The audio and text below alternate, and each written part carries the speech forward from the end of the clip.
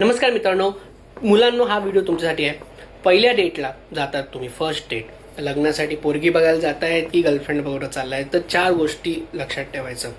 पहिली गोष्ट, be a good listener. स्वतःबद्दल कमी बोलायचं, जास्तीत जास्त 30% बोलायचं, 70% समोरच्याचं ऐकायचं.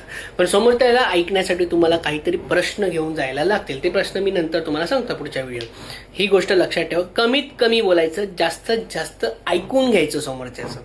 दुसरा, भूतकाळाविषयी काय बोलायचं नाही, म्हणजे तुमची एक्स बद्दल तर काहीच बोलायचं नाही. विषय आला तर बोलायचं होतं, तुटलं, संपलं, आनंद येते असं बोलून संपून द्यायचं. पण चुकून तुम्ही तुमच्या एक्स बद्दल जास्त बोलाल ना, की असं केलं तुम्ही, हे केलं, मला असं बोलली, तसं आलं, मग आमचं हृदय तुटला, माझा धोका झाला, हे सगळं बोलत बसायचं नाही. याने असं दिसतं की तुम्ही अजून पण भूतकाळात अडकलेले आहात. तर थर्ड म्हणजे बी युअर सेल्फ. म्हणजे तुम्ही जसे आहात ना, जसे तुम्ही तुमच्या मित्राबरोबर आहात, कृपया करून तसंच समोरच्या पार्टनरसमोर ठेवायचं.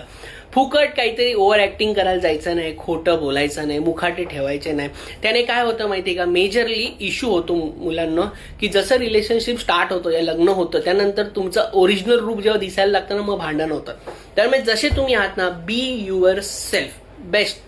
आणि फोर्थ, मोबाईल कृपया करून सायलेंट करून आतमध्ये ठेवून द्या, नाहीतर ते समोर राहील, नोटिफिकेशन येत राहतील, तुम्ही उत्तरं देत राहाल. बिंदास बंद करून ठेवा. जास्तीत जास्त नेट बंद केलं तरी चालेल. नेट बंद केलं तरी तुम्ही 80% फ्री होतात. फक्त जास्तीत जास्त कॉल येतात, कॉल आला 2 मिनिटं अटेंड केला, हां हो खतम, बस. फोन बघायचाच नाही अर्धा 1 तास. हे 4 गोष्टी खूप इम्पॉर्टंट आहे मुलांना, लक्षात राहू द्या.